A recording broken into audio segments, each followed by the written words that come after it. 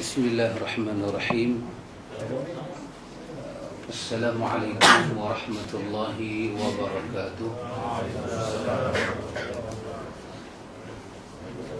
Innal hamdalillah nahmaduhu wa nasta'inuhu wa nastaghfiruh wa na'udzu billahi min shururi anfusina wa min sayyiati a'malina.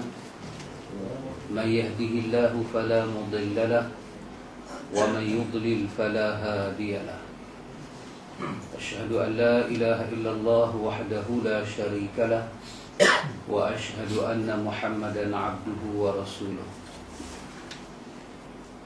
يا فتاح إن أريد إلا الإصلاح ما استطعت وما توفيقي إلا بالله عليه توكلت وإليه أنيب ولا حول ولا قوة إلا بالله العلي العظيم أما بعد إخوة الإيمان إخوة في الدين أعزكم الله وأحبكم في الله الحمد لله الحمد لله ثم الحمد لله الحمد لله إخوان kita sambung majlis ta'lim kita. Ikhwan, Nabi kita Muhammad sallallahu alaihi wasallam pernah memberi suatu bimbingan kepada kita. Di dalam hadis daripada Imam Bukhari, Nabi kita Muhammad pernah memberi bimbingan tentang inna min asyratis sa'ah. Inna min asyratis sa'ah. Nabi kita sebut tentang sesungguhnya daripada asyratis sa'ah, syarat-syarat berlakunya hari kiamat. Syarat-syarat berlakunya hari kiamat, ataupun kita terjemahkan dengan tanda-tanda berlakunya hari kiamat. Nabi kita Muhammad menyebut tentang ayyurfa'al ilmu, akan terangkat ilmu, akan terangkat ilmu. Wa yaksurul jahl, banyaknya jahil. Itu kesan daripada ilmu diangkat, akan banyaknya jahil. Anda tengok Nabi pakai perkataan wa yaksuru al-jahl. Sana sini, pandang kanan, pandang kiri, semuanya jahil. Tetapi akan diiktiraf kejahilan itu ilmu. Kejahilan itu akan mengambil tempat ilmu. Yarfa'ul ilm, diangkat ilmu, maka tempat ilmu itu kosong. Maka apa akan jadi? Nabi kata wa yaksarul jahl, jahil akan jadi banyak. Artinya jahil duduk tempat ilmu. Ditambah dengan orang itu jahil, maka dia akan nampak jahil itu adalah ilmu. Dan kita selalu duk belajar, ikhwan, kita mengambil perkataan Ibn Qayyim al-Jauziyah. Dia kata apa dia? Apa ilmu? Al-ilmu ma qala Allah wa qala Rasul wa qala sahabah.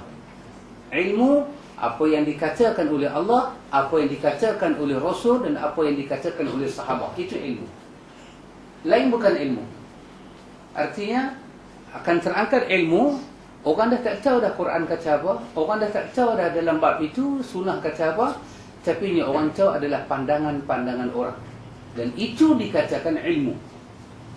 Keadaan itu Nabi kata min asyratis sa'ah, daripada tanda-tanda hari kiamat, daripada tanda-tanda hari kiamat. Nabi kata wa yaksuraz zina, banyaknya zina, banyaknya zina. Nabi kata wa yaksaru syarbul khamr, banyak orang minum khamar. Dalam hadis dia akan kata, dia akan buh nama bukan nama khamar, dia akan buh bukan nama khamar.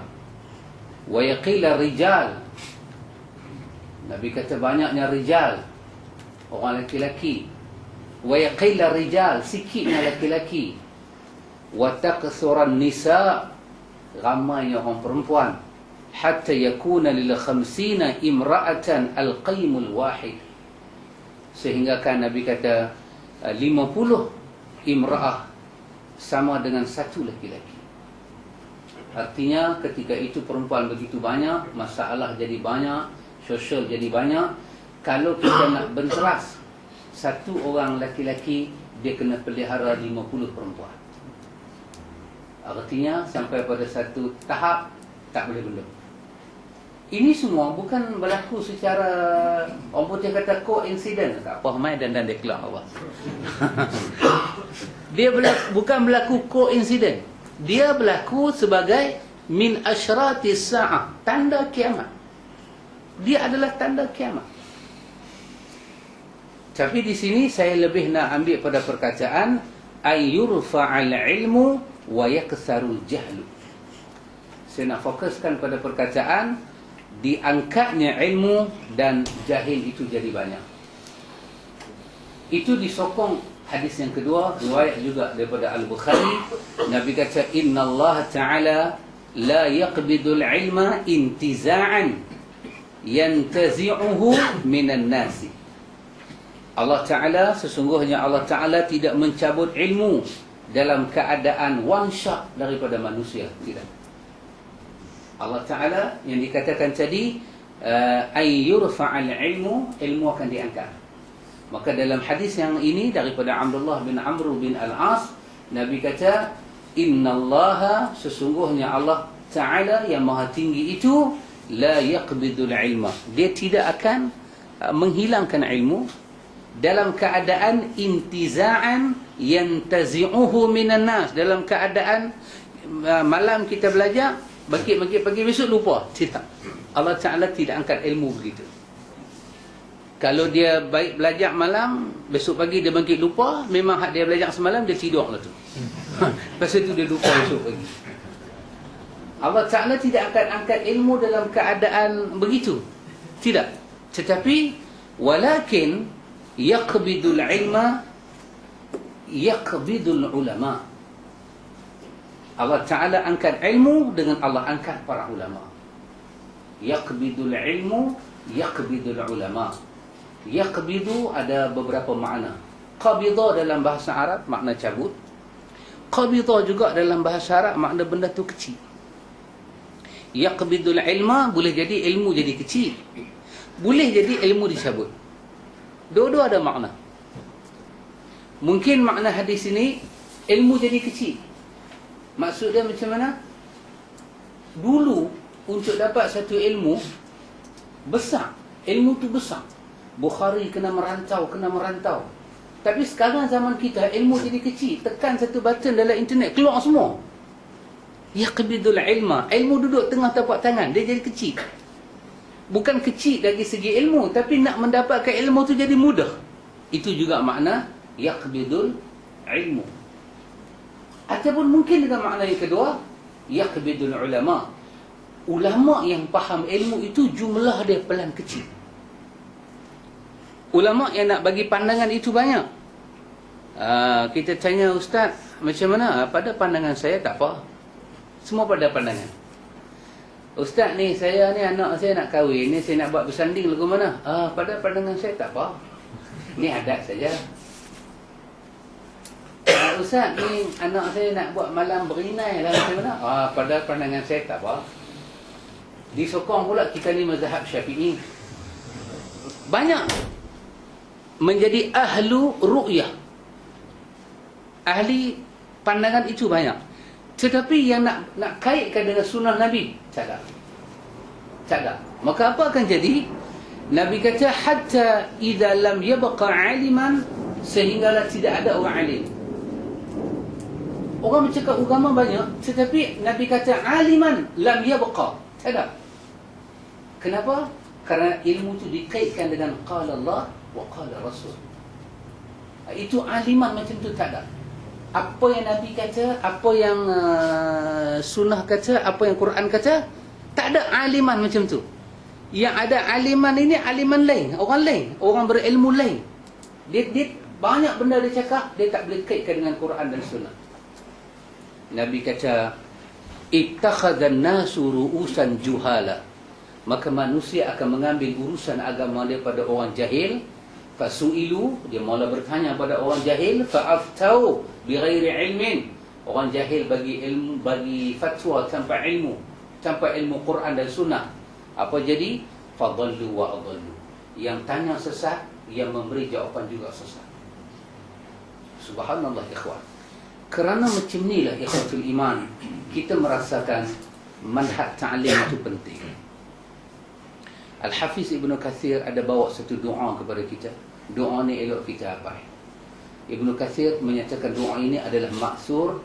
Ibn Kathir menyatakan doa ini adalah sahih. Dia suruh kita baca. Doa yang kita baca selalu, tapi kita tinggal di ujung dia sikit. Allahumma arina haqqa haqqan warzuqna ittiba'ah. Betul dah kita baca. Allahumma, ya Allah, arinal haqqa haqqan. Tunjuklah yang hak itu sebagai hak. Warzuqna ittiba'ah. Dan rezekikan kepada kami tiba'ah, untuk mengikut dia. Wa arinal batila batilan. Tunjuklah kepada kami batil itu dalam wajah yang batil. Wa wafiqna lijtinabah. Beri taufik kepada kami untuk meninggalkan kebatilan. Kita baca dekat tu kan. Tapi Ibn Kathir kata penggan di bawah tu kita tinggal, iaitu wala taj'alhu multabisan alaina fanadillu waj'alna lilmuttaqina imama. Itu kita penting, kita tinggal.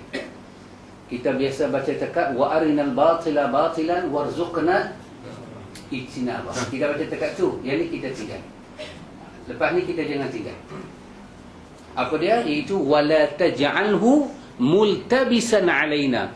Jangan kau jadikan kesesatan itu menyelubungi kami. Multabisan bermakna libas. Dia jadi pakaian pada kami sampai kami tak kenal dah batil, sebab dia dah jadi menyelubungi kami. Fanadillu, kami akan sesat, kami tak sedar.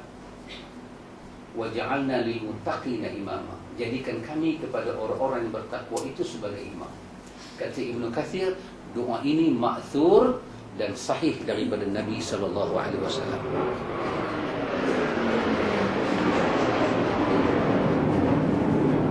Karena itu ikhwatul iman, dalam kita belajar ilmu ini sangat penting kita belajar manhaj. Belajar manhaj. Ini kita duk baca ni Sahih Fiqh Sunnah. Mungkin sampai hari raya Korban kita masih dalam bab muqaddimah tak habis lagi. Saya duk fikir nak langkau, lepas tu saya fikir tak boleh langkau. Sebab apa? Sebab muqaddimah ni penting. Muqaddimah ni terlalu penting. Sebab muqaddimah yang ada dalam manhaj Sahih Fiqh Sunnah ni, dia adalah muqaddimah Ahlus Sunnah. Antum tengok dalam Ahlus Sunnah ni, dalam ilmu ada 6 perkara yang kena kita tengok. Tapi daripada 6 tu saya bulatkan jadi 3. 1, semua ilmu, semua benda yang kita namakan ilmu dalam dunia ni yang bercanggah dengan Quran dan Sunnah, dia mesti ditolak. Apa pun benda itu main macam mana pun. Orang kata dia ilmu, tapi kita tengok Quran kata lain, Sunnah kata lain, kita kena reject dia. Mesti kita tolak. Kita jangan duduk tak ada kena tolak. 2, benda yang bertentangan dengan atharus sahabah, ataupun dia datang bukan kata bertentangan, menghina para sahabah, mesti kita tolak. Kisah ke sirah ke, kena tolak. Kenapa? Kerana sahabat orang yang pertama mengamalkan Islam. Mana boleh bertentangan dengan hidup mereka. Lebih-lebih dalam hadis Muslim, Nabi kata khairun nasi qarni. Sebaik-baik manusia yang hidup pada kurun aku sahabat. Dan yang ketiga, kesemua riwayat-riwayat berkenaan dengan Quran dan Sunnah tidak akan bertentangan dengan logik akal. Tidak akan bertentangan. Dia buat main satu riwayat bertentangan dengan logik akal, tak boleh terima. Tak boleh terima. Saya bagi beberapa contoh yang saya nakalkan daripada beberapa buku, di antaranya Majmu'ul Fatawa, di antaranya Bidayah wan Nihayah Ibn Kathir. Saya sebut ini, kisah ini, kemudian antum masukkan dengan 3 perkara saya sebut tadi. Satu apa dia? Semua kisah yang bertentangan dengan Quran dan nas-nas hadis yang sahih kita reject. Kita nak reject yang mana? Nak reject Quran ke? Nak reject kisah tu ke? Answer me. Kita kena reject kisah tu. Kita mesti reject kisah itu. Kalau tak mau reject, kita kena pertikaikan. Macam mana dia jadi lagu ni ya? Yang Quran tak boleh pertikai. Satu, dua. Semua cerita yang datang bertentangan dengan kehidupan sahabat, lebih-lebih menghina dan merendahkan sahabat dalam kisah itu. Kisah itu kita kena reject dan pertikaikan. Bukan pertikai sahabat, pertikai kisah itu. Dan yang ketiga, yang ghairu ma'qul, tak masuk akal. Is not reasonable. Nampak kat pah kelumai dia keluar semua. Tengok Abang Azhar ni dia dah macam. Tiga nah. Baik. Saya sebut satu. Di dalam kisah Isra' Mi'raj. Di dalam kisah Isra' Mi'raj ada diriwayatkan, apabila Nabi SAW nak memulakan Isra' Mi'raj, ketika Nabi nak memulakan Isra' Mi'raj, Nabi berada di rumah Ummu Hani. Di rumah siapa? Ummu Hani. Dari situlah datangnya Jibril alaihi salam. Dia bawa Nabi sampai ke dia bawa Nabi, dia belah dada Nabi, dan dia bawa Nabi sampai ke Al-Aqsa. Kan? Takat tu je, panjang, tapi saya ambil takat tu.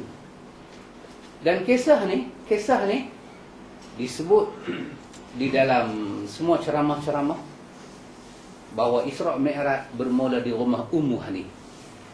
Semua orang sebut. Kita habaq tadi kan, bila dia bertentangan dengan Quran, dengan hadis yang sahih, dengan asarus sahabah, lebih menghina sahabah dan tak masuk akal, kita kena tolak. Menyatakan Isra' Mi'raj bermula di rumah Ummu Hani, dia bertentangan dengan Quran. Kenapa? Kerana Quran menyatakan minal masjidil haram ilal masjidil aqsa, bukan rumah orang. Isra' Mi'raj bermula di Masjidil Haram, bukan rumah Ummu Hani. Tetapi orang meriwayatkan kisah itu daripada rumah Ummu Hani. Maka sekarang kita kena petikai kisah ini. Bagaimana dia datang? Ini saya kata penting dalam ilmu kita belajar. Manhaj sangat penting. Sangat penting. Kalau kita tak belajar manhaj, orang putih kata kita tak ada filter. Ahlus sunnah ni dia penuh dengan manhaj. Ahlus sunnah akan mengutamakan Quran. Semua cerita yang bertentangan dengan Quran, reject, tong sampahkan kisah itu. Dalam peristiwa hijrah Rasul. Baik. Yang kedua, bila bertentangan dengan sunnah-sunnah yang sahih, kisah itu kita kena reject.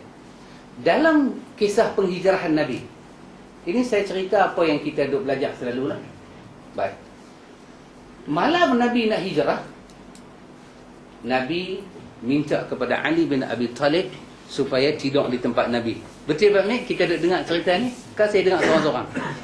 Kita pegat-pegat dengar. Pak Izzah duk dengar tak? Baik. Kemudian Ali bin Abi Talib, dia pun kelumbung Nabi punya selimut. Lepas itu Nabi pun nak keluar tak boleh. Pasal apa? Pasal katanya Quraisy memanggil 40. Bukan 40 penyamun, tapi 40 kaki pukul. Puak-puak kan, tunggu di luar rumah. Semua duk mak. Nabi nak keluar bila 40 tangan nak pukul, merecik darah ke semua badan mereka, supaya kalau keluarga Nabi menuntut, dia kena menuntut dengan seluruh kabilah Arab. Tapi bila Nabi nak keluar macam mana? Maka Allah mewahyukan pada Nabi, Yasin wal Qur'anil Hakim innaka laminal mursalin, sampai ayat 1 sampai ayat 10. Nabi pun baca, tiba-tiba mereka macam terlena. Walaupun mereka tak duduk dalam kuliah, mereka terlena. Mereka terlena. Maka sampai pada peringkat celena mereka tu, Nabi keluar daripada rumah, Nabi ambil pasir, Nabi boleh tabur atas kepala mereka seorang sikit. Kemudian Nabi berhijrah. Ini kisah yang kita dengar. Okay? Mari kita lihat Sahih Al-Bukhari. Dalam Sahih Bukhari, ini kitab yang sahih, Sahih Bukhari, menceritakan penghijrahan Nabi. Kata Al-Bukhari, ketika Allah menurunkan ayat suruh Nabi berhijrah, ayat itu diturunkan pada waktu siang, bukan pada waktu malam. Nabi terus ke rumah Abu Bakar As-Siddiq, minta pertolongan daripada Abu Bakar. Abu Bakar menyediakan 2 ekor kuda untuk Nabi. Maka Nabi keluar berhijrah daripada rumah Abu Bakar, mengikut riwayat Al-Bukhari. Mengikut riwayat Bukhari, cerita Ali tidur di tempat Nabi tidak ada. Tidak ada. Cerita Nabi baca surah Yasin ayat 1 sampai 10 tidak ada. Nabi ambil pasir, Nabi letak atas kepala Quraisy, tidak ada. Kerana Nabi hijrah waktu siang, bukan waktu malam. Dalam sepanjang hijrah Nabi, yang terlibat adalah keluarga Abu Bakar. Abdullah bin Abu Bakar, anak pada Abu Bakar. Dia ambil kambing-kambing dia, berpura-pura berlakon sebagai mengembala kambing di kawasan bukit yang Nabi bersembunyi dengan Abu Bakar. Sebab dia nak hantar susu kat Nabi dengan Abu Bakar. Itu riwayat Al-Bukhari. Amir bin Fuhairah. Siapa dia? Hamba kepada Abu Bakar. Kita kata orang gaji pada Abu Bakar. Dia terlibat membantu jalan supaya Nabi dapat sampai kepada Gua Sur balik sana. Asma binti Abu Bakar, sampai Nabi panggil dia wanita yang memiliki 2 kain bengkong. Asma binti Abi Bakar. Dalam riwayat kata Zatun Niqatain ataupun Zatus Saqatain. Dia mempunyai 2 kain bengkong. Sebab dia buah makanan di perut dia, dia bawa bagi kat Nabi. Ini sahaja yang ada dalam Sahih Al-Bukhari. Tetapi dalam kisah hijrah yang kita duk baca ni, Nabi hijrah tengah malam. Hijrah tengah malam bukan hijrah. Itu lari, tak bayar sewa rumah. Itu lari lagi. Nabi hijrah sebagai panglima, sebagai pahlawan, sebagai penegak Islam. Dia bukan lari tengah malam. Kenapa nama Abu Bakar tidak, keluarga Abu Bakar tidak diangkat dalam hijrah? Kerana yang menyebut kata Ali tidur di tempat Nabi, nak tunjuk kata Ali itu hebat. Ini riwayat daripada yang sedang dibentera sekarang. Tetapi bila kita bentera Syiah, datang hijrah, kita pakai riwayat Syiah. Pasal tu Syiah tengok kita, dia gelak. Dia kata apa punya mengkang hampa ni. Bubuk suara hampa makan, kami hampa tak mau. Hijrah hampa cerita Ali tidur di situ, kami hampa tak mau. Kita tidak memakai riwayat-riwayat seperti ini. Jadi, kita sebut tadi yang kedua. Apabila riwayat itu bertentangan dengan nas yang sahih, kita kena pertikai riwayat itu. Dalam riwayat Bukhari tak sebut kisah Ali tidur semua. Dan kisah baca Yasin ayat 1 semua tak sebut. Jadi, kita kena terima riwayat yang sahih, kena pertikai riwayat ini. Dan yang ketiga, satu kisah dia tak masuk. Kisah itu kalau dia benar, dia tidak akan bercanggah dengan akal. Dicatatkan dalam perang Uhud. Kan? Pak saudara Nabi yang bernama Hamzah telah syahid dalam perang Uhud. Bapa saudara Nabi ni dipanah oleh satu orang yang bernama Washi. Washi ni pula, dia ni seorang pembunuh upahan. Murder, betul apa? Murder, pembunuh. Silap. Oh, susahnya nak sebut, siapa tinggalkan? Tinggalnya susah tu saya sebut kan. Dah main lambat. Kita tak baca lagi. Jadi dia ni seorang pembunuh upahan. Jadi dia telah memanah Washi, dan Washi mati. Hindun Hamzah, Washi panah Hamzah. Yang tu saja nak test. Itu saja saya nak test. Nak tengok lulus tak lulus cerita ni. Maknanya lulus dah tu. Walaupun saya terlupa tadi, tapi kena pakai kata saya nak test juga. Kan? Pasal ustaz always benar. Itu Syiahnya perangai. Baik. Jadi Washi dia panah kepada Hamzah. Betul? Siapa suruh dia panah? Hindun. Apabila Wahsy panah Hamzah, Hamzah mati, apa Hindun buat? Hindun datang, dia ambil pisau, dia torek dan dia makan dan dia mamah, dia ludah balik jantung-jantung Hamzah. Di dalam seluruh kitab sirah Ahlussunnah tidak ada kisah ini. Tidak ada. Demi Allah tidak ada. Tidak pernah dicatatkan Hindun memamah jantung Hamzah setelah dipanah oleh Wahsy. Tidak ada. Yang ada dalam tarikh Syiah. Kenapa? Kerana Hindun adalah mak kepada Muawiyah bin Abi Sufyan. Hindun adalah mak kepada Muawiyah bin Abi Sufyan. Hindun adalah isteri kepada Abu Sufyan bin Harbin. Maka daripada Hindun, daripada Abu Sufyan, daripada Muawiyah, mereka ini dilaknat oleh Syiah. Maka Syiah telah membuat cerita yang buruk tentang keluarga Hindun. Di dalam seluruh riwayat tidak akan tercatat peperangan sedang berlaku, tiba-tiba satu perempuan akan pergi makan. Dia bertentangan dengan logik akal. Kok mana Hindu nak main ni dalam peperangan? Di pihak Islam, wanita-wanita bila terlibat dengan perang, Nabi suruh duduk di belakang. Bila wanita ni akan berperanan, apabila peperangan selesai, mangsa-mangsa yang cedera itu dirawat. Mereka jadi milah.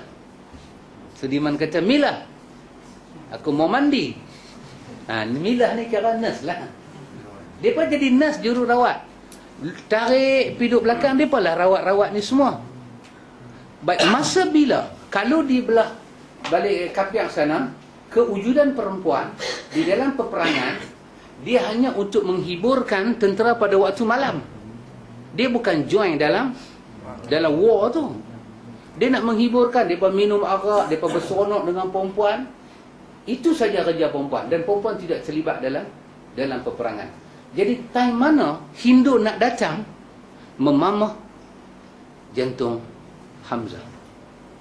Dan kita kata tadi, di sisi Ahlussunnah, kisah yang tak masuk dengan akal Ahlussunnah tolak.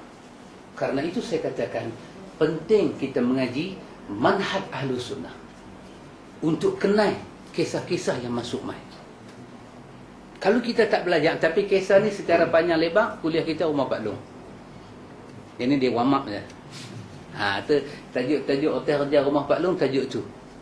Tajuk-tajuk yang saya ambil daripada sirah Albani. Albani membuat kisah sahih sirah Nabawiyah. Kisah-kisah yang sahih. Albani telah menulis buku kisah-kisah yang sahih. Dan dia telah menjawab kisah-kisah yang tak betul ni. Semua dia jawab. Semua dia jawab. Dalam peristiwa Nabi hijrah membangunkan Masjid Nabawi. Masjid Nabawi. Bila Nabi nak bangunkan Masjid Nabawi, Nabi angkat satu ketui bata, Nabi melelong-lelong nak bangunkan masjid, kan? Tiba-tiba Ammar bin Yasir datang. Ammar bin Yasir datang. Ini dicerita di mana? Tapi jangan habaq ke orang. Ini dicerita dalam sirah Ibnu Hisham. Yang saya duk kata tadi ni, semua ni saya nakal daripada sirah Ibnu Hisham. Dalam sirah Ibnu Hisham kata, apabila Ammar bin Yasir datang, dia angkat satu ketui batu, tiba-tiba sahabat lain letak lagi satu ketui batu kepada Ammar, sampai Ammar tak boleh angkat. Dan sahabat kata, angkat, ni orang kuat, angkat. Melelong Ammar bin Yasir. Kata Syekh Albani, apa punya riwayat ini? Sahabat mendera para sahabat. Albani kata, nak kata Ammar bin Yasir angkat dua ketui batu pun tidak layak, kerana itu bercanggah dengan asar salafus salih. Sahabat tidak akan menzalimi sahabat. Lebih-lebih riwayat itu menceritakan sahabat buat benda tak elok. Jauh kita tolak. Jauh kita tolak. Yang benarnya, kata Syekh Albani, dalam pembinaan Masjid Nabi, tiap-tiap para sahabat mengangkat satu ketui batu, satu ketui batu, satu ketui batu. Tidak ada sahabat angkat dua. Tapi dalam sirah Ibnu Hisham dia kata, sahabat lain letak lagi satu ketui batu kepada Ammar, suruh dia angkat. Kata Albani, kisah ini walaupun pandang tak nampak, tetapi Ahlussunnah bau sahabat mendera sahabat, itu tidak akan terjadi. Inilah kita punya, orang putih panggil filter kita. dalam nak mengenai sirah-sirah yang benar ataupun tak benar. Kenapa kita boleh kenal sirah tu? Lebih-lebih Nabi mai, Nabi dah wafat, Nabi meretuk rumah dia, tong-tong-tong. Oh, ya Rasulullah. Oh, Nabi meretuk rumah dia. Nabi dah wafat dah. Nabi meretuk. Nabi kita jangan lupa ni, tahun ni yang pilihan raya penting ni, pergi lah, jangan tak pergi. Nabi mehabak kena keluar pergi pilihan raya. Seperti khutbah gila yang disampaikan hari itu. Ada ingat? Masa nak pilihan raya itu ada satu khutbah gila disampaikan. Gila punya khutbah. Disampaikan. Katanya Nabi suruh pangkah parti sekian-sekian. Orang yang tak ada filter, dia kata apa? Dia kata tak mustahil kalau Tuhan nak buat. Orang yang ada manahat kata, how stupid you can be. Bodoh tak mana. Nak boleh jadi. Orang ada filter, kita mengaji Ahlussunnah, kita dengar cerita tu, apa ni? Apa ni? Tapi orang yang tak mengaji sunnah, dia mengaji semua buku, dia kata tak mustahil, Allah boleh buat apa saja. Kerana itu, saya tidak mau meninggalkan mukadimah dia.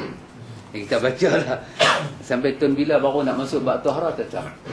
Tapi bila saya tengok benda tu, saya rasa mukadimah kepada kenapa fiqh itu terjadi. Dalam fiqh pun demikian, ikhwan. Kalau kita mengaji fiqh yang bertentangan dengan Quran dan Sunnah, kita tak boleh ambil. Fiqh yang bertentangan dengan kehidupan para sahabat, kita tak ambil. Fiqh yang tak masuk akal, kita tak ambil.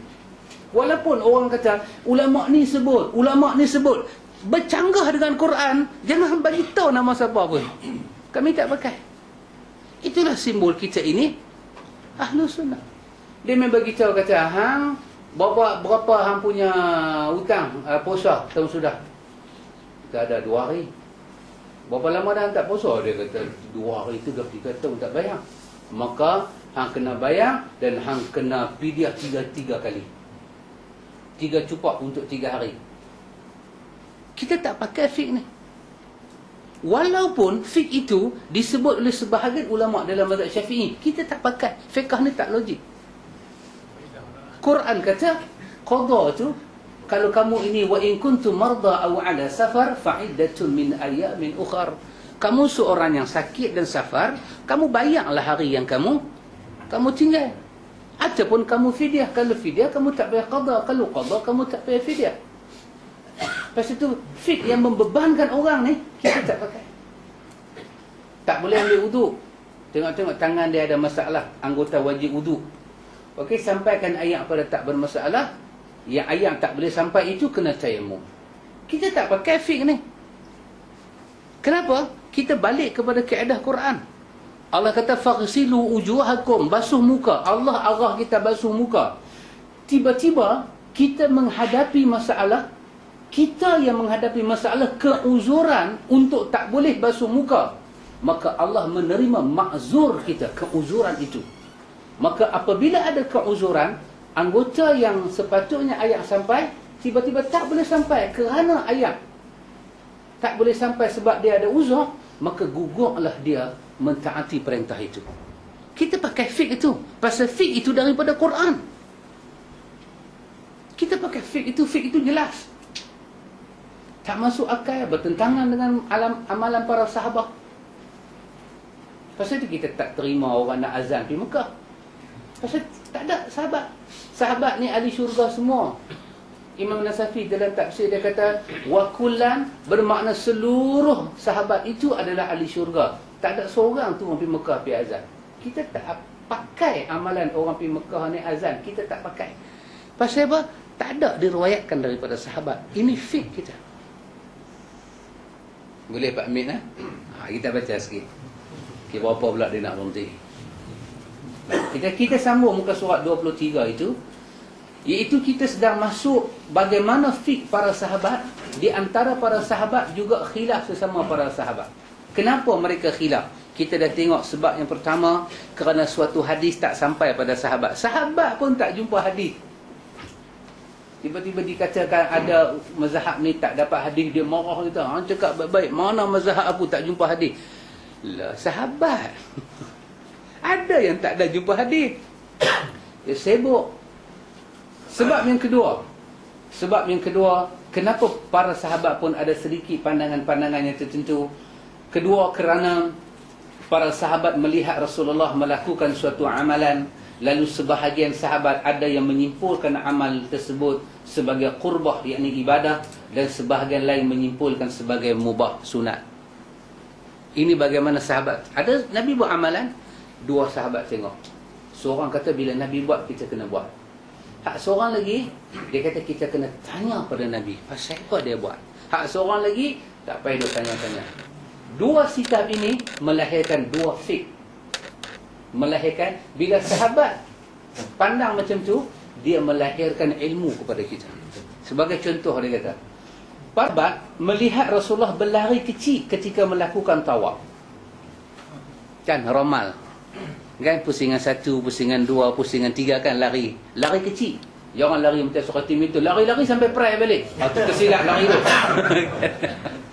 Itu kata lari terus sampai perai. Itu tersilap lari. Lari kecil. Bila Nabi lari kecil masa tawaf, kebanyakan sahabat berpendapat berlari kecil ketika melakukan tawaf hukumnya sunnah. Sahabat tengok, ini Nabi buat, kita kena buat. Sementara Ibnu Abbas radhiyallahu anhuma berpendapat Rasulullah melakukan hal itu untuk maksud tertentu. Nabi yang lari kecil ni ada pasal. Pasal apa? Untuk membatalkan ucapan orang-orang musyrikin, orang-orang Islam telah dihancurkan oleh demam Madinah. Orang kafir musyrikin kata, tengok orang Islam daripada Mekah mai balik Madinah, daripada Madinah mai Mekah, depa ni semua demam. Semua lembek. Orang musyrikin kata ketika Nabi bawa jemaah haji itu. Maka untuk membuktikan perkataan dia salah, kata Ibnu Abbas, tak, semua ni walaupun nampak umat lanjut tapi kuat, semangat. Maka Nabi kata apa dia? Maka beliau lakukan itu untuk menunjukkan kekuatan kaum muslimin, bukan kerana disunahkan. Bukan kerana tawaf itu dia punya apa? Dia punya package dia, bila tawaf kena lari anak. Tak. Nabi lari ketika itu kerana ada illah. Kerana pandangan sahabat ini melahirkan ilmu sunnah dekat kita. Apa dia? Satu hadis akan ada sebab secara kita kata ubudiyah, dan dia akan ada sebab illah. Dia akan ada illah. Illah dia kenapa Nabi buat begini? Kenapa Nabi buat? Maka ulama akan bincang kerana dia begini-begini. Tetapi secara total dia tetap masuk dalam bab sunnah Nabi, tapi cara sahabat melihat. Dan kerana itu ada satu perkara, sahabat itu dia akan buat secara mengikut, dan dia akan buat secara illah. Ini sebab-sebab kenapa para sahabat berbeza pandangan di zaman mereka. Ketiga, kenapa sahabat berbeza pandangan? Kerana ikhtilaf. Ini perselisihan kerana sebab dugaan. Contohnya, para sahabat menyaksikan haji. Ini kerjakan oleh Rasulullah SAW. Lalu sebahagian sahabat mengira ketika itu beliau melakukan haji tamattu'.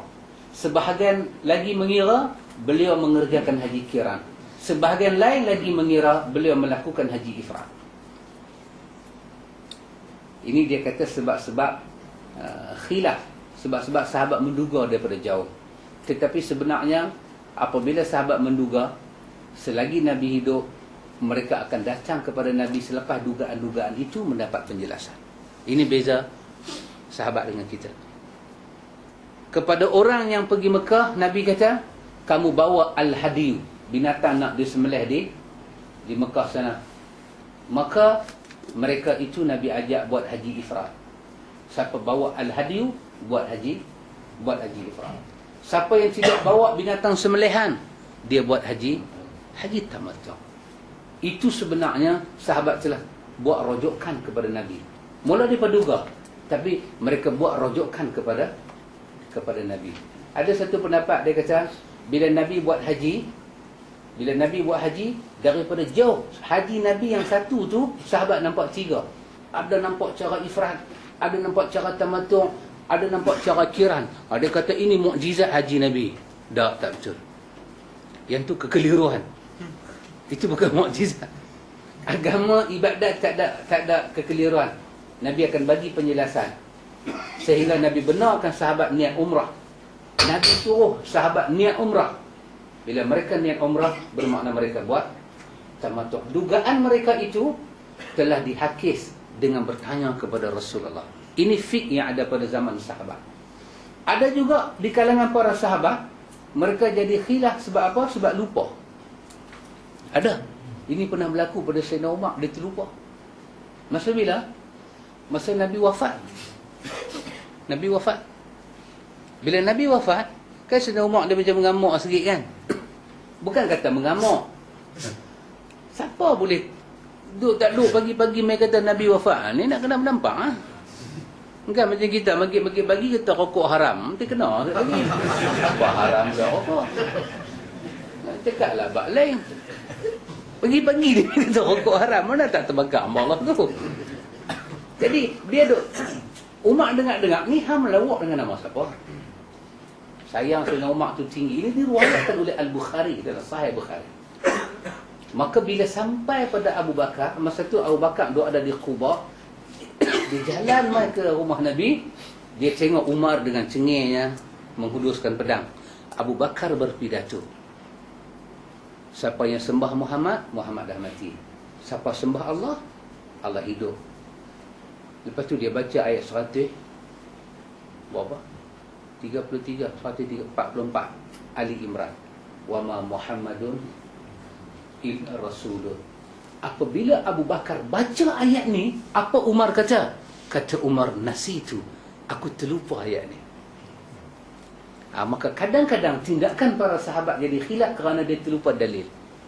Dan itu juga menjadi sebab khilaf para ulama kerana terlupa dalil, kerana faktor umur. Tak lekat macam kita kan. Kita alhamdulillah kita boleh ingat. Semalam yang mengaji ingat. Semalam kita mengaji bab apa? Istiwa tak? Al-Amru bin Al-As dia ingat. Dia ingat. Bab istiwa. Oh, bab istiwa. Dia ingat. Semalam kita mengaji akidah siapa? Nampak macam sahabat Nabi. Ini nampak. Ini sahabat Ahlul Baitul Ilmi. Dia lupa apa. Kita mengaji bab akidah Mu'tazilah, Hururiyah dan Jahmiyah. Itu kita ingat lah. Kita boleh ingat. Alhamdulillah. Jangan tanya bulan depan punya, ustaz-ustaz tak ingat terus. Tapi itu biasa terjadi. Sebagai contoh, riwayat yang menyebut Umar ibnu Umar berkata, Rasulullah melaksanakan umrah pada bulan Rajab. Ketika mendengar hal itu, Aisyah berkata bahawa ibnu Umar lupa. Aisyah dia komen ibnu Umar. Ibnu Umar kata Nabi ni gamaknya rasanya umrah Nabi yang last ni Nabi buat bulan Rajab ni. Kata Aisyah, ibnu Umar terlupa bulan apa Nabi buat umrah. Bermakna terlupa itu sifat manusia. Dan kadang-kadang lupa menjadi sebab pertengkaran. Maka lupa ini pernah terjadi di kalangan para sahabat. Kelima, kenapa terjadi khilaf-khilaf ini? Ikhtilaf akibat kesimpulan yang kurang jelas.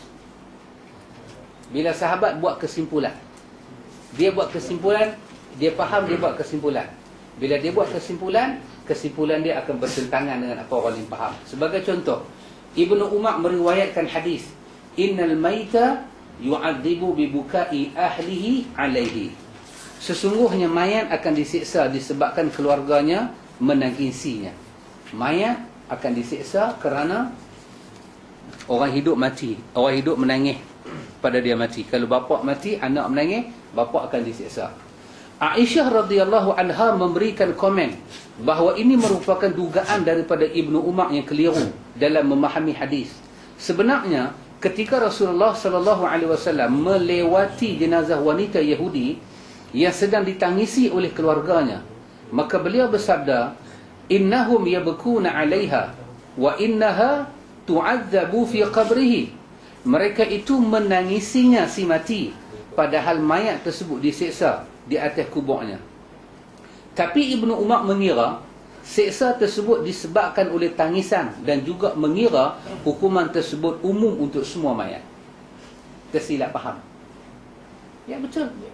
Sahabat dalam proses nak mengaji memang tersilap. Dibetulkan. Bila dibetulkan, yang betul itulah yang mereka amalkan. Dia tak ada apa-apanya aib. Ni kalau dapat apa-apa India tu, dia kata tengok sahabat pun tak faham. Ni satu pok India punya mai. Mana punya India pun tak tahu lah. Mereka ni tak boleh tengok hadis-hadis yang menunjukkan sahabat tu macam ni. Macam ni tengok Ibnu Umar, korang faham. Dia kata itu menunjukkan kita lebih baik daripada Ibnu Umar. Lagu tu dia punya conclusion. Lagu tu dia punya conclusion. Tak. Kita kata proses ditarbiyah. Nabi hidup. Aisyah ada. Lepas Nabi wafat, sahabat bertanya agama kepada Aisyah. Aisyah kata, Aisyah ni dalam fiqh ni dia jadi mazhab besar. Dia boleh membantah sesiapa. Pasal ada benda dia tahu khusus daripada Nabi. Dia duduk dalam rumah Nabi. Aisyah kata, Ibnu Umar kata, bila adik-beradik mati kita menangis, adik-beradik kena azab. Tak, kata Aisyah, sebenarnya hadis itu hadis khusus berkenaan dengan satu wanita Yahudi. Dia berwasiat, kalau aku mati besok menangis. Kalau hangpa tak menangis, macam tak berapa sikit. Dia berapa menangis. Nabi lalu, Nabi kata keluarga ni menangis kerana dia telah berpesan, maka dia diazab kerana pesanan yang salah itu. Itulah maksud hadis itu. Hadis itu bukan umum, dia khusus pada orang tertentu yang berwasiat dengan wasiat yang mungkar. Ni besok saya ni dipesan kat anak dia, ayah kalau mati besok, tengok bawah bantai ada 2,500, buat tahlil 3 malam. Kita pun ambil buat tahlil 3 malam. Ya, dia kena azab kerana memberi wasiat yang bid'ah. Maka wasiat yang bid'ah, seorang anak mesti tidak melaksanakan. Tak laksanakan. Habis kita tak laksana, bapa kita macam mana? Dengan kita tak laksana, itulah syafaat untuk dia. Dengan kita laksana, bahkan itu akan membawa mudarat untuk dia. Bawa mudarat untuk dia. Jangan kita melaksanakan. Ni bapa ada nazar ni. Apa ingat kalau bapa mati tak ada jumpa 10 Muharram, ni duit ni 250 ni bapa nazar dah nak buat bubuk sorang tu ni. Bapa mau melekat 10 Muharram. Tapi bapa tu pergi hantar memorandum bantah Syiah. Tapi bubuk sorang dia mau. Ni yang kata bapa ni. Jadi kita pasal dia wasiat bubuk ni benda halal, kita boleh buat tapi tidak 10 Muharram. Kalau buat 10 Muharram, itu melaksanakan yang bid'ah. Kita buat bagi 10 Safar. Kita buat 10 Safar. Kita genjak untuk menunjukkan kita buat bubuk, tak ada kena mengena dengan kalang kabut ni semua. Ini yang dimaksudkan oleh hadis tadi. Keenam, kenapa jadi khilaf di kalangan sahabat? Ikhtilaf dalam menentukan ilah sebuah hukum itu ada sebab dia. Masalah berdiri untuk jenazah, sebahagian berpendapat berdiri ini dimaksudkan untuk menghormati para malaikat. Bila Nabi berdiri kepada mayat, dia banyak pandangan mata. Sebelum mereka bertanya kepada Nabi, dia pada banyak pandangan. Dengan demikian, hukum berdiri itu berlaku umum untuk jenazah mukmin dan jenazah kafir. Pasal apa? Bila mayat itu ada malaikatnya ikut. Kita bangkit berdiri, kita 5881. Ada kereta kah? Dia kawasan baca ilmi ni, parking dia sesuatu yang penting. Tak apa, kita jalan jauh sikit tak apa. Kan? Pasal kita belajar sunnah di sini, kita tak ada masalah dengan Chinese people non-Muslim. Pasal dia main tanya kita, apa you belajar ajaran sesat? Sesat apa? Hampu sesat sama Tok Kong. Tak apa sesat pula. Itu dia no issue dengan kita punya belajar, tapi dia ada isu dengan parking. Pasal ni perumahan. Itu kita kena very kena careful. Hati-hati ya, sensitif kan. Bila sikit saja kita parking, kita kata cantik, tapi sikit dia nak keluar lepas, cuma dia rasa macam gagap sikit, dia boleh, itu boleh jadi isu.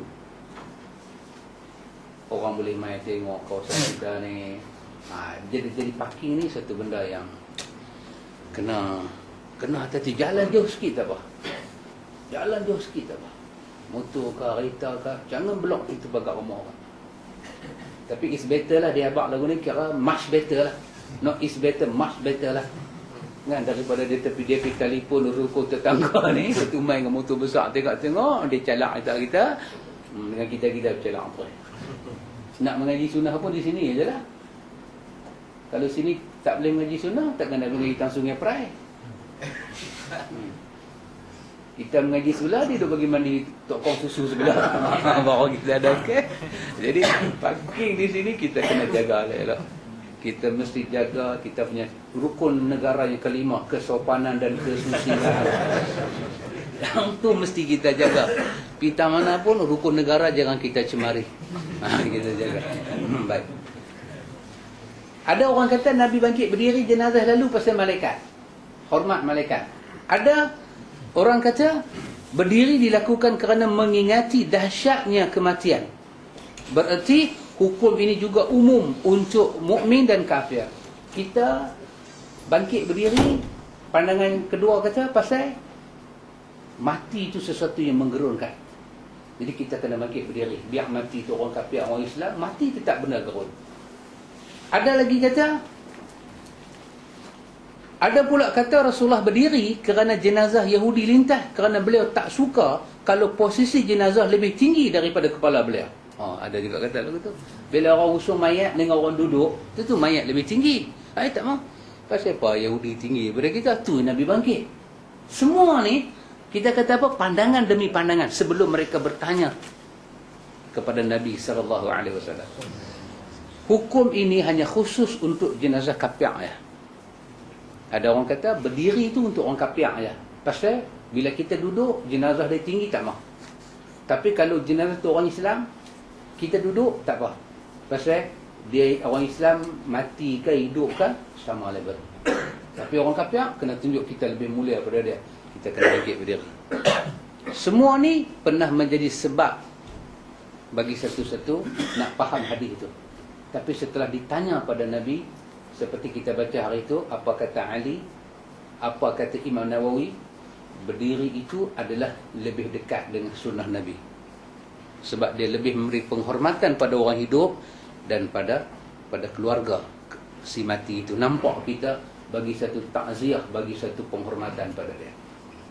Gini juga sebab-sebab khilaf tu pasal nak faham hadis itu. Pernah juga jadi lagu tu. Ketujuh, khilaf dalam mengkompromi dua pendapat. Khilaf sahabat ni juga pasal apa? Pasal mereka nak bagi sama dua pandangan. Contoh, Rasulullah melarang menghadap kiblat ketika buang hajat. Lalu satu kaum berpendapat tentang keumuman hukum ini dan ketentuan ini tidak dimansuhkan. Jabir radhiyallahu anhu pernah melihat beliau buang air kecil sambil menghadap kiblat 1 tahun sebelum beliau wafat. Hingga dia berpandangan bahawa hukum larang sudah dimansuhkan.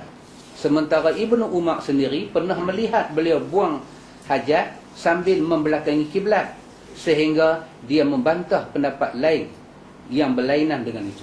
Ibnu Umar dengan Jabir tak sama bab ni. Pasal apa? Ibnu Umar dia akan percaya apa yang dia tengok. Jabir percaya apa yang Jabir tengok.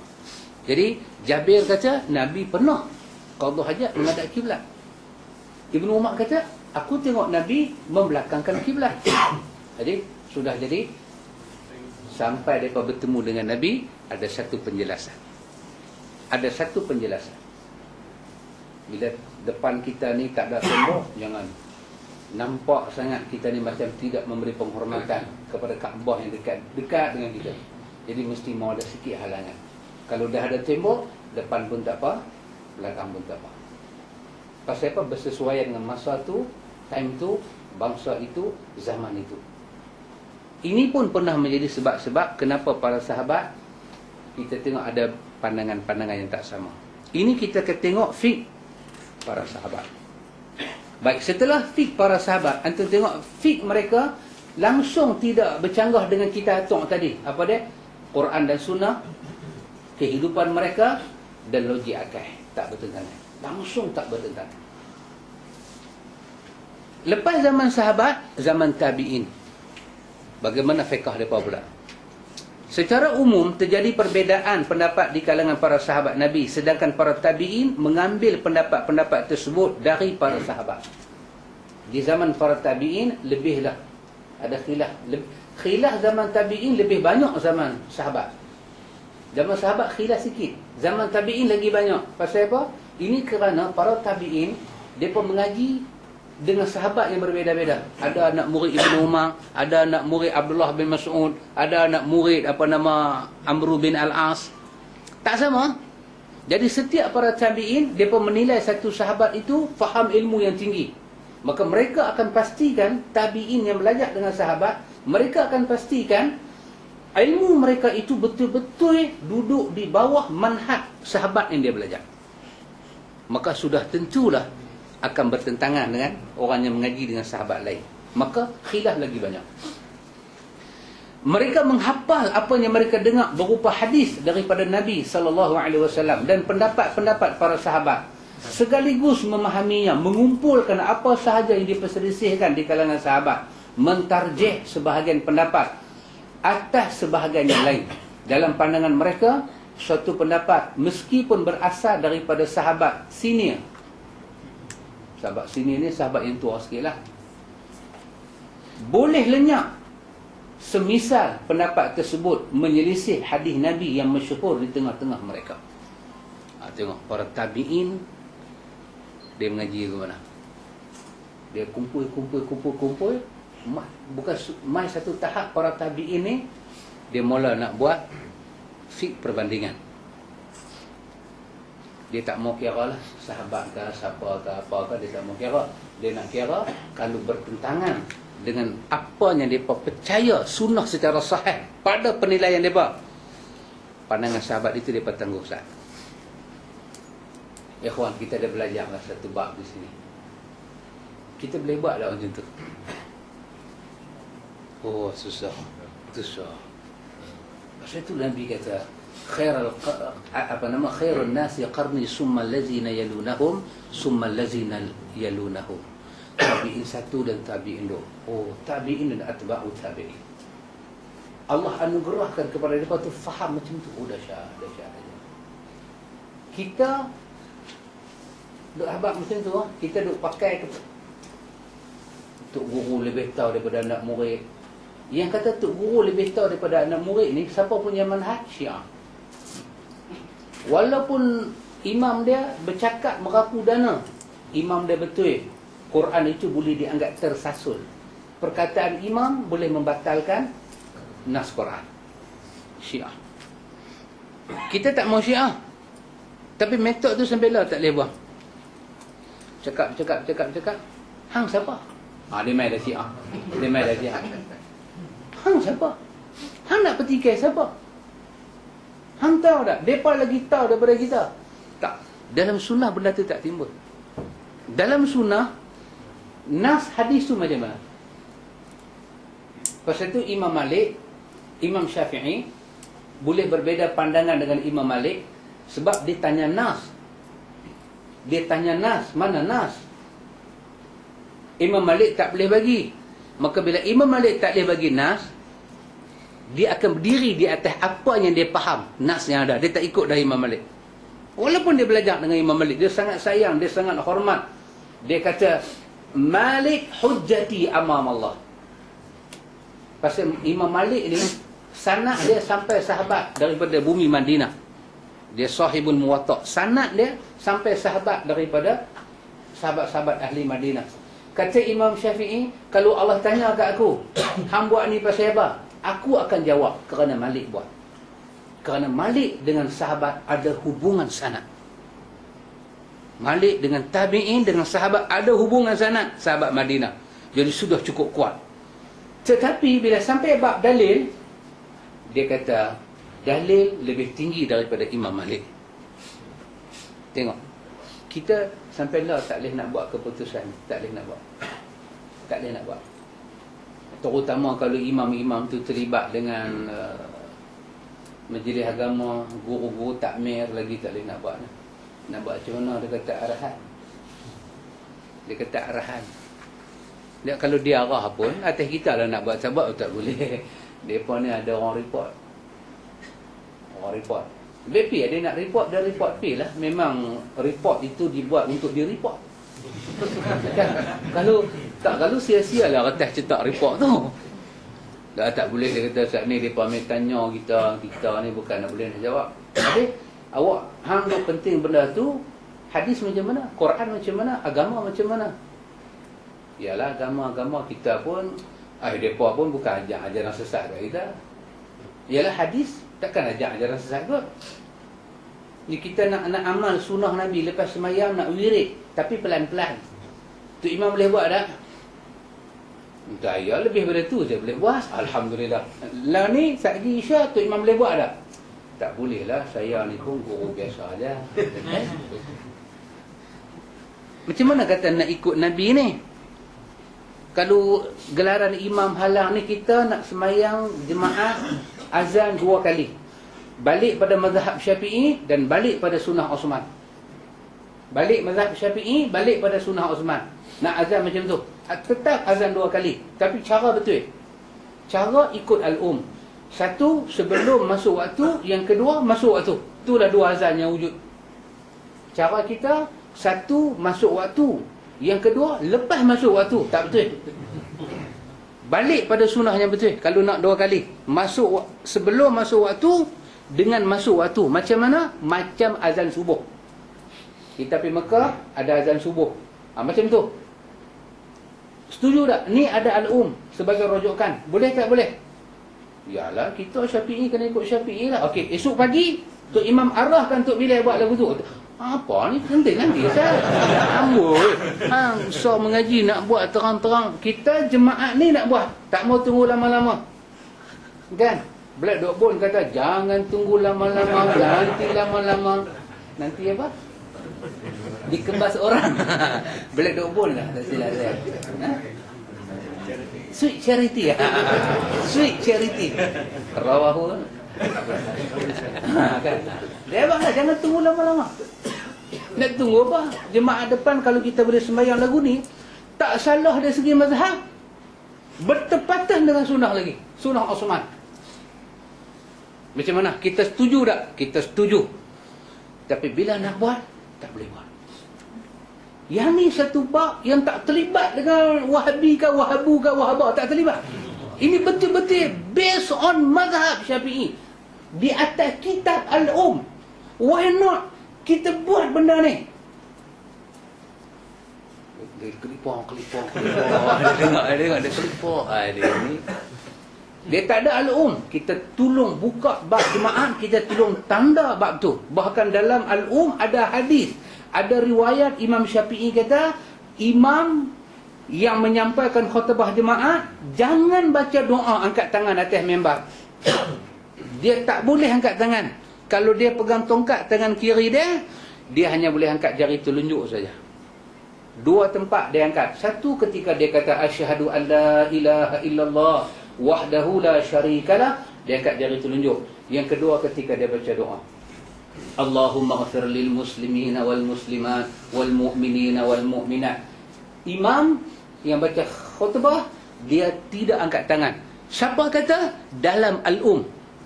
Kalau cari tak jumpa, kita tolong nak bagi tanda tak mana. 2 benda ni yang minta buat jemaah ni, kita minta dia buat. Azan macam tu, bukan minta azan sekali kan, minta azan macam tu, azan 2 kali ikut kitab al-um.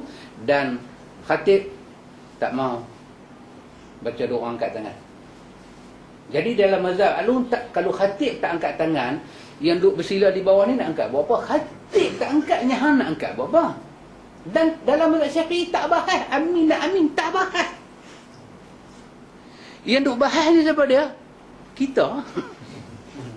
Dalam kita tak bahas. Bila dia kata Allahumma ghafir lil muslimin muslimat, makmum kena riak amin, tak dibahas. Maka kita tak payah bahas nak buat lagu tu. Jemaah ni nak buat lagu tu. Macam mana? Kita pegang tangan dia. Macam mana? Imam macam mana tu imam? Ni sunnah ni.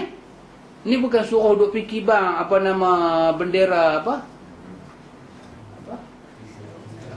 Bendera apa yang saka? Apa saka ke? Sang saka. Ni satu bendera sang saka, apa nama, bendera asal Jaluk Gemilang ni. Sebelum Jaluk Gemilang ni kita pakai sang saka. Tak apalah kalau dia kata sang buana ke, sang buaka ke. Jangan kita sang saka. Bukan suruh pergi kibar jaluk tu. Dah. Kembali kepada cara beribadat kepada Allah di atas platform sunnah. Kita kata nak ikut mazhab Syafi'i, kita percaya dia orang alim, kita percaya dia waris Nabi, kita percaya kata dia ulama hadis, kita percaya dia orang saleh, mai kita turut dia secara macam tu. Abang putih panggil lupa dah. Kita ikut dia tu exactly. Exactly kita ikut. Step dia, step kita. On dia, on kita. Off dia, off kita.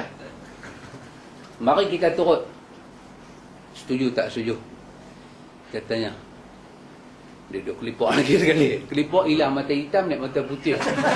Tengok-tengok, innalillahi wa inna ilaihi raji'un. Meninggal terus. Tengok dia kata ulama tabi'in ni, dia kumpul pandangan sahabat. Dia boleh tarjih. Ini satu kehebatan yang dimiliki oleh Ahlus Sunnah. Nuhibbus salihin. Ahlus Sunnah mencintai orang saleh. Wal haqqu ahabbu ilaina. Tetapi kebenaran itu lebih kami cinta daripada orang saleh. Tengok Ahlus Sunnah. Nuhibbus salihin. Ahlus Sunnah mencintai semua imam-imam dia. Tapi al haqqu ahabbu. Kebenaran itu lebih kami cintai daripada orang itu sendiri. Karena itu mereka boleh ada pendirian lagu itu. Mereka boleh buat. Dengan demikian, masing-masing ulama tabi'in memiliki mazhab yang dianuti. Hingga masing-masing daerah memiliki seorang imam. Seperti Sa'id bin Musayyab dan Salim bin Abdullah bin Umar di Madinah. Lalu ulama Madinah yang terkenal setelah mereka adalah Az-Zuhri, Yahya bin Sa'id, Rabi'ah bin Abdul Rahman, Atta bin Abi Rabah di Mekah. Ini ada orang tanya, siapa dia Atta? Apa ada Atta? Kata pula dia, dia marah kita. Atta kata boleh ni. Kita nak baca Atta bin Rabi'ah, ulama di Mekah. Ibrahim An-Nakhai dan Sya'bi di Kufah. Hasan di Basrah, dipanggil Hasan Basri. Tawus bil Kaisan di Yaman dan Makhul di Syam. Setiap tak mana kita pergi, ulama sunnah hidup. Ulama sunnah hidup. Allah menjadikan orang-orang haus akan ilmu mereka, ingin mendapat ilmu serta mengambil daripadanya hadis Rasulullah sallallahu alaihi wasallam, fatwa dan ucapan para sahabat, serta mengambil mazhab dan penelitian para ulama tersebut, dan juga minta fatwa dan mengajukan berbagai keadaan masalah yang berkembang di tengah-tengah mereka kepada para ulama tersebut. Dahsyat. Fik mereka itu dahsyat. Berkembanglah ulama sunnah. Ikhwan, kita nak sunnah ni kembang.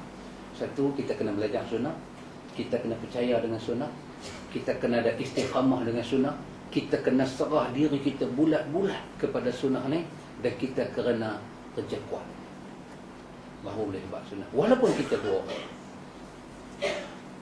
Untuk sebarkan sunnah tak perlu 2 juta. Tak perlu. Walaupun 2 orang. Satu masjid ada 2 orang aja orang sunnah. Dia boleh kembangkan sunnah. Kalau dia ada syarat-syarat tu. Tapi kalau ada 20 orang AJK, semua macam sayang pergi market Bukit Satu, lembik dah sayang tu kat bawah. Tanya berapa orang, dia cerita kita sunnah ni ramai 20 orang. 20 orang nak panggil satu ustaz sunnah mengajar, tak dapat lagi. Dia betul depa tak bagi. Tak bagi apa hang 20. Kalau ludah pun lemah dah buat-buat tu. Pasal apa? Dia tak ada semangat. Dia tak ada semangat. Pasal tu dia kena kuat. Kita bila kita ikut Allah, kita kena serah diri ya. Kan Nabi ajak kita baca doa masuk rumah. Apa dia? Bismillahi walajna. Wa bismillahi kharajna. Wa 'ala Allahi rabbina tawakkalna. Masuk rumah baca doa tu dah? Tak masuk lagu tu Allah terlupa pula dah. Kalau siapa baca doa tu masuk rumah, setan kata apa? La mabita lana. Kita tak ada tempat nak tidur. Dia keluar. Kita pergi tempat makan, kita baca bismillah. Dia kata, la asya. Kita ni tak ada dinner. Dia keluar. Tapi dalam doa tu apa dia? Bismillahi walajna. Dengan nama Allah kami masuk.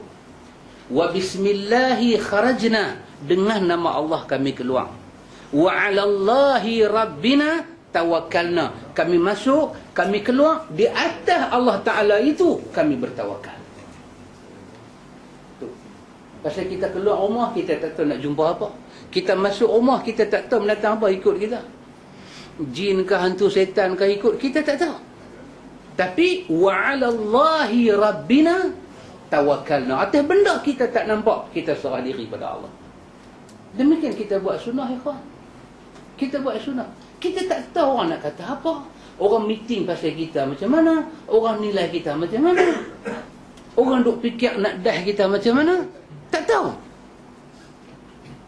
Ni Baitul Ilmi kita duk mengaji ni kan. Orang duk tengok di internet Dia abang kat bini dia siap. Hampir Baitul Ilmi yang jaga. Wahai, tak kenal Baitul Ilmi, tengok internet dia. Tengok-tengok yang keluar ni, dia kata ni bukan ustaz, ni pedukang. Pedukang dia bagi tahu. Baik punya bahasa. Kan Piramli kata kat kasidah kan. Kasidah masuk kedai dia, hoi orang di sana. Piramli kata apa? Bagusnya bahasa. Kan. Orang di sini nak beli kedai-kedai dengan tuan kedai sekali. Orang di sana dia panggil. Baiknya bahasa. Dia kata tu bukan ustaz mengajar, tu pedukang tu. Pesan kat bini dia, hampir jaga. Wahai tak pernah jumpa yang kata Pakcik Bulia yang mana, Makcik Yati yang mana, kapal lagi dia tak kenal dah. Kan? Yang mana satu Pak Amit, yang mana satu tak kenal. Tapi dia dah warning dah. Hampir hang kena. Why? Ini nama dia. Bila kita buat kerja, ada benda kita tak boleh fikir. Apa dia? Apa nak mai? Apa nak mai? Kita buat kerja sunnah. Antum tanya saya satu soalan. Ustaz duk pergi mengajar Baitul Ilmi. Kalau tanya saya, Ustaz pergi mengajar tu orang nanti kata apa kat Ustaz? Kalau saya fikir yang tu, tanya Pak Izzah. Kalau saya fikir yang tu, saya tak ada di sini.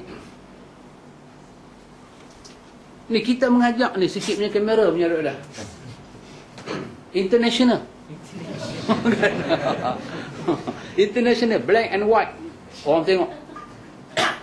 Yang tengok ni orang suka, orang tak suka. Orang suka, orang tak suka tengok kita. Kalau saya fikir apa orang nak kata ke saya? Sendi istikharah dulu, hajat dulu, zikir munajat dulu, ya hanana hasbi rabbi jalallah. Ni nak cari petunjuk ilahi. Tapi saya tak perlu fikir.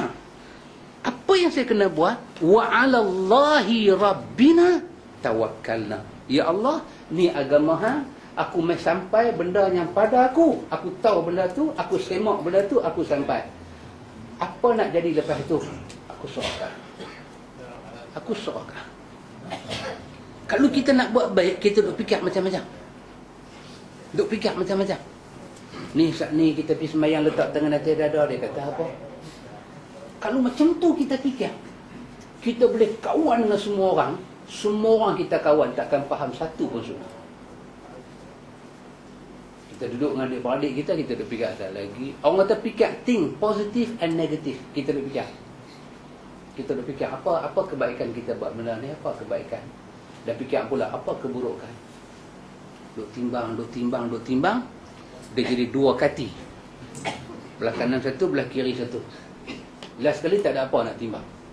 Pasal apa duk timbang? Fikir macam mana nak buat. Ni saya duk nak mengajar al-ibanah. Depa ni boleh faham ke ibanah? Bahasa dia belik-belik. Cari kitab lain. Mai pula sahih fikir sunnah, duk fikir pula, mukaddimah baru muka surat 25, dah mai dekat pukul 10. Tadi pun sampai 8.30. 8.30, 9.30, 1 jam. 9.30 pi sampai 9.50, sejam 25 minit. Gila betul ngaji apa tu ni kan. Kalau saya duk fikir benda tu, kan, Dia tak boleh fikir api bukan 10 ke 10 suku ke lantak api. Kita nak kata apa kita kata. Janji kita kata tu hak. Jangan cakap bid'ah. Jangan sebar bid'ah. Jangan kita jadi penganjur pada bid'ah. Tak. Kita nak sebarkan sunnah.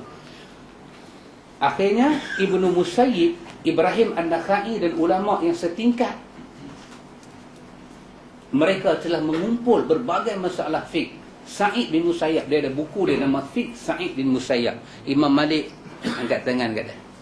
Imam Malik kata, kalau Sa'id bin Musayyab kata, aku diam. Oh, dahsyat. Sa'id bin Musayyab ni, dia yang bagi fatwa, kalau ada mayat di rumah kita, jangan duduk kira kaki tu nak pergi ke kiblat ke mana. Jangan. Kan kita bila mati, mana kiblat? Hidup tak tanya kiblat, mati baru tanya kiblat. Jaga sangat kiblat. Jadi Sa'id bin Musayyab, dia kata tak mau ni semua. Bubuhlah, ikutlah sesuai dengan rumah tu. Kan? Lepas tu masa dia sakit, orang pergi baca surah Yasin kat dia. Dia tanya, pasal apa baca kat aku Yasin? Pasal apa tak talqin? Nabi suruh talqin, bukan baca Yasin. Talqin. Tu yang kata tu Sa'id bin Musayyab lah. Kan? Kita kalau pergi habang macam ni pada orang tu nak mati, ulang talqin la ilaha illallah. Nabi kata boleh sebut masuk syurga. Nabi kata boleh sebut masuk syurga. Loh, mau apa lagi? Bukan kata boleh sebut tu dapat masuk NGO, dapat masuk mana dah. Boleh sebut tu masuk syurga. Macam mana orang tak gemak nak sebut kalimah tu? Bila orang mati dia keluar. Bukan tak boleh baca Yasin, dia kalam Tuhan. Tapi pergi baca lah tempat lain. Bukan sah rumah mayat kita tak boleh baca Quran. Kita baca Quran di mana-mana. Kita baca Quran di market boleh baca. Itu rutin kita. Kita duduk di rumah mayat, duduk di atas, kita duduk di bawah, kita buka Quran daripada duduk sembang, apa-apa kita baca Quran. Tapi bukan kita baca depan dia kerana kita beribadat. Mesti baca Quran depan mayat macam kebanyakan orang buat. Tak, kita baca Quran kerana Quran kalam Allah. Itu rutin hidup kita. Kita boleh baca ke mana-mana. Tapi kita tak pernah kait Quran itu dengan orang mati. Orang mati kita kait dengan apa? Dengan doa. Kita kait dengan apa? Dengan laqinu mautakum la ilaha illallah dakhala al-jannah. Oh, ikhwan, besar. Talqin pada orang itu dapat disebut dia ahli syurga. Takat tu Nabi kata, takat tu kita sampaikan. Ini yang kata tu siapa? Sa'id bin Musayyab. Dan murid-murid dia berpendapat penduduk Madinah dan Mekah adalah orang yang paling faham dalam ilmu fikih, masalah fikih.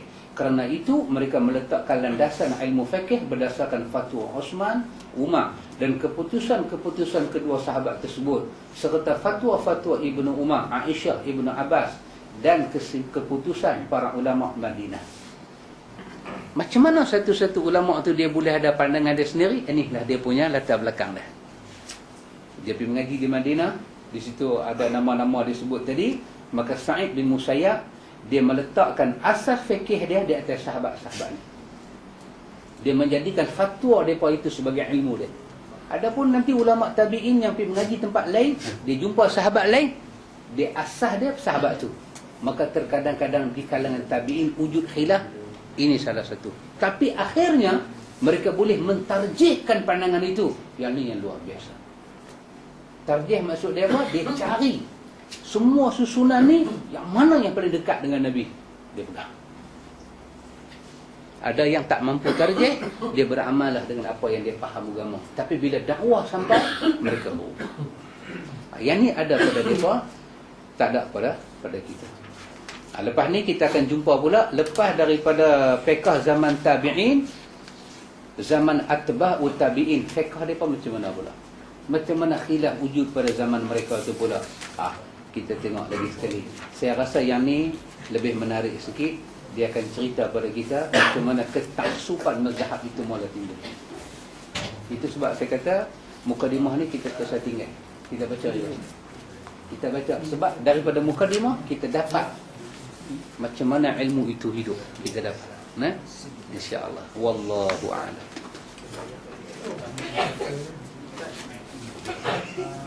Baru-baru ni saya jumpa hadis di Facebook berkenaan dengan cicak. Berkenaan dengan kebenaran untuk membunuh cicak. Sebab cicak ni dia bagi tanda kepada kaum muslimin bahawa Nabi ada dalam Al-Quran. Ustaz pernah dengar tak ada tu? Ada. Kan, Bismillah. Kata dia risau sebab dia post di Facebook.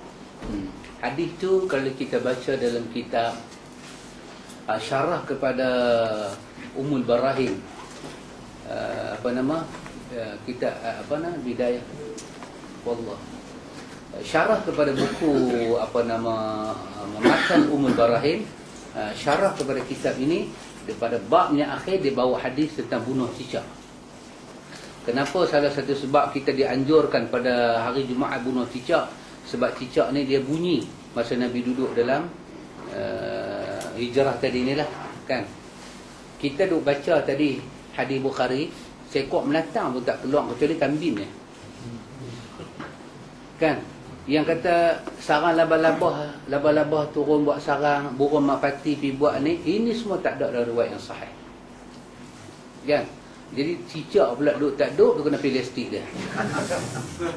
Jadi kita ni cicak ni, dia termasuk menatang yang kita boleh bunuh. Kalau kita rasa dia bagi kita ni jadi apa, cicak dia bukan benda bahaya, tapi bila orang terkejut dengan dia, boleh jadi bahaya. Nak bunuh, dan dia senang mati. Binatang yang senang mati, binatang yang tak isap okok ni, dia senang mati. Dia kita katuk, kena spray dia pening-pening, dia tak boleh tahan dengan asap. Jadi riwayat-riwayat ni semua ni kita tak tepi. Kan, kalau tambah lagi satu riwayat, dia kata mengkarung. Mengkarung ni kita sunat belah. Pasal apa? Bila Nabi duk langkah pergi ke gua tu, tapak kaki tu mengkarung, duk padam mengekor dah. Kan? Yang Sahih Bukhari kata Amir bin Fuhairah yang bawa kambing pergi padam tu, dia ni pergi bagi tu mengkarung. Maka campur dua, nama dia cicak mengkarung. Yang tu yang Ki Aryu buat cicak man tu. Ki Aryu pun buat cicak man, duk cocok kan. Orang buat Spiderman, dia pun buat cicak man. Ini semua kita tak tepi ya. Kalau ada depa duk pi post dalam internet lagu tu, tulis satu benda, kata bagi habaq tadi tu. Setiap riwayat tak boleh bercanggah dengan Quran dan Sunnah, tak boleh bertentangan dengan asarus sahabat, lebih-lebih mencela, dan tidak boleh bertentangan dengan akal kita secara sehat. Tidak boleh. Bila bertentangan, itulah alamat riwayat itu riwayat yang bermasalah.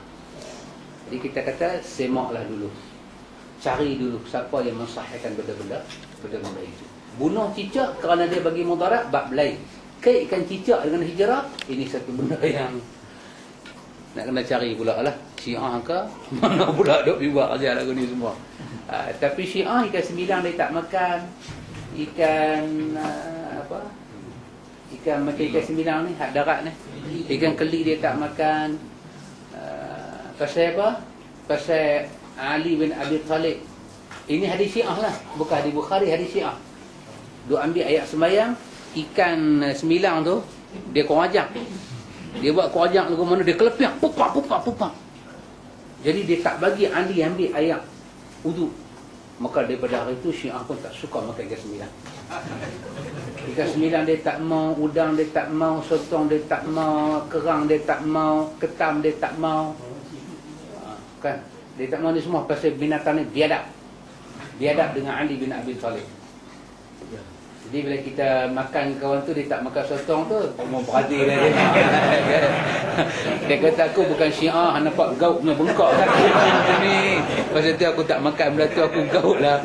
Kalau gaut kira okey. Kalau dia buat geli geleman, kita mau berhati satu macam, mantap pergi kedah abang dia. Begitu. Wallahu ta'ala alam. Subhanakallahumma wa bihamdika asyhadu an la ilaha illa anta astaghfiruka wa atubu ilaik.